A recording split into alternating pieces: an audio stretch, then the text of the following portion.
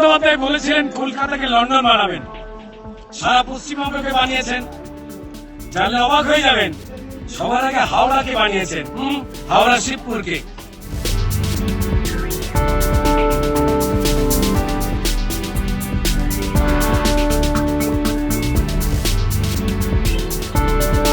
আমার পায়ের নিচে মমতা বন্দ্যোপাধ্যায়ের দয়ার টেমস নদী কালো রঙের কুলুকুলু করে বয়ে যাচ্ছে।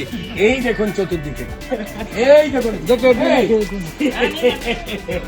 এই দেখুন টেমস নদী, বাঁকের টেমস নদী। সরে যান, এই দেখুন উন্নয়নের জল ছলাচ্ছল। অভিষেক বন্দ্যোপাধ্যায় এখানে সাঁতার শিখেছেন এই ড্রেনের জলে, উন্নয়নের, ঠিক আছে? তাই লোকজন কি বলছে, পাল্টানো দরকার, আগের লাইন, পাল্টানো দরকার। তাই তারাও চোট্টা সরকার, আর তার সমাধানে পাল্টানো দরকার। এই দুরবস্থা থেকে যা নাগরিকদের সঙ্গে ঠকিয়ে করেছে, চাই বিজেপির সরকার।